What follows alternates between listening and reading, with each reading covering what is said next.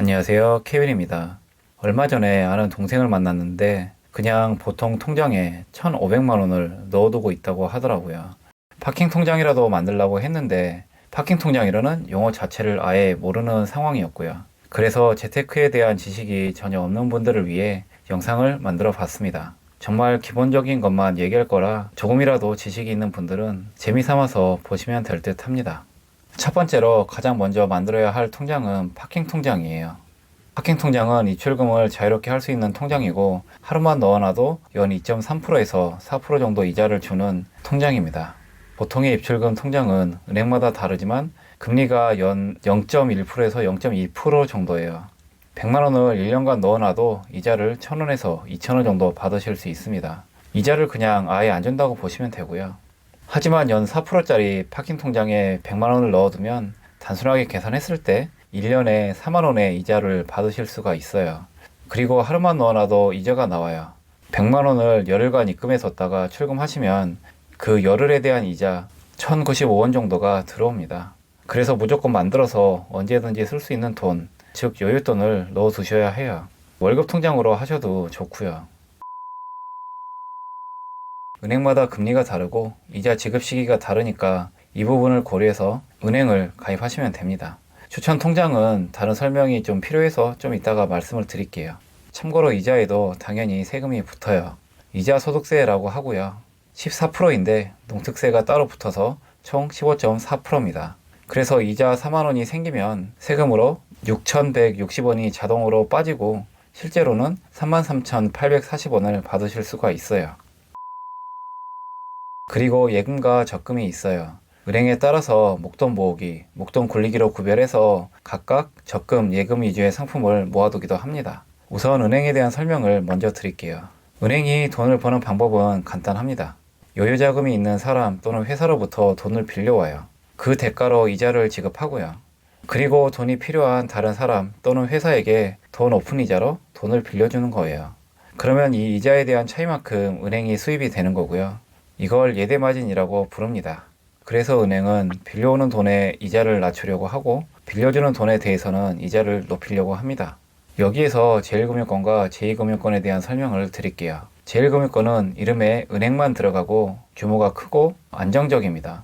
대표적으로 기업은행, 신한은행, 우리은행, 국민은행, 하나은행 등이 있고요.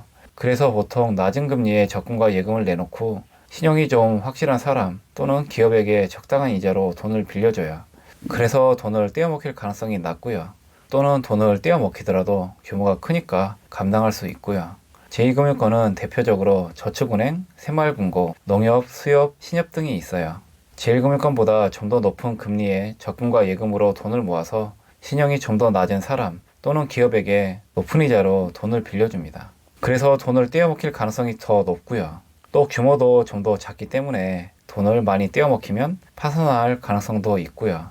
그래서 요새 부동산 PF 때문에 말이 많은 것이고요. 돈을 빌려준 건설사가 파산하면 그 돈은 못 받는 돈이니까요. 여튼 안정성이 더 떨어지는데 돈은 빌려와야 하니까 제1금융권보다 이자를 더 줄 수밖에 없어요. 그리고 예금자 보호법이 있어서 한 은행당 5천만 원까지 보호가 되니까 제2금융권도 가입하시는 거고요. 물론 저축은행이 파산하면 몇 달 정도는 기다려야 하고 이자도 훨씬 더 적게 받긴 합니다. 그래서 약간의 위험을 감수하고 더 높은 이자를 받으실 거면 제2금융권으로 가입하시면 돼요. 요즘은 저축은행 어플도 꽤 좋아서 온라인으로 이용하실 거면 차이는 거의 없다고 보시면 돼요. 참고로 증권사, 보험사, 카드사도 제2금융권에 해당됩니다. 그리고 제3금융권이라고 부르는 데가 있는데 러시앤캐시, 리드코프 같은 대부금융권 또는 사금융권의 회사를 그렇게 표현합니다. 그리고 통장을 만들면서 조심해야 할 점이 또 있어요. 첫 번째는 통장을 만들면 이체 한도가 걸려 있어요. 그래서 하루에 30만원, 100만원 정도밖에 인출을 못하는 경우가 생깁니다. 그래서 이체 한도를 최대한 빨리 풀어 놓으셔야 하고요. 혹시 돈을 좀 급하게 뽑아야 하는데 이체 한도가 안 풀리면은 설명란에 있는 제 영상을 참고해 주시면 됩니다. 두 번째는 어느 은행에 가입하면 입출금 통장을 만들게 되고 이 입출금 통장은 영업일 기준 20일 후에나 다시 만들 수가 있어요. 영업일 기준이라 휴일이 빠지게 돼서 실제로는 한 달 후에나 다른 은행에 입출금 통장을 만드실 수가 있어요. 적금이나 예금 같은 상품은 뭐 얼마든지 만들 수 있는데 자유롭게 입출금할 수 있는 통장만 해당됩니다. 둘 다 좀 번거롭긴 하지만 사기 방지를 위한 조치이니까 신경을 좀만 써주시면 되고요. 드디어 상품 추천인데 무조건 안전하게 하실 거면 산업은행부터 가입하시면 됩니다. 파킹 통장의 금리가 2.5%이고요. 1년짜리 예금 금리가 4.5%, 1년짜리 자유적금 금리가 4.72%예요. 좀 더 이자를 많이 받고 싶으시면 에큐원저축은행에 가입하시면 됩니다. 파킹 통장 금리가 4%이고요. 1년짜리 정기예금 금리가 5.8%, 자유적립 예금 금리가 5%예요. 아니면 다올저축은행도 있고요. 파킹 통장 금리가 3.8%이고 1년짜리 예금 금리가 5.85%, 자유적립 예금 금리가 5.55%입니다. 자유적금 또는 자유적립 예금은 가입기간 내에서 자유롭게 입금하실 수 있는 상품이고요.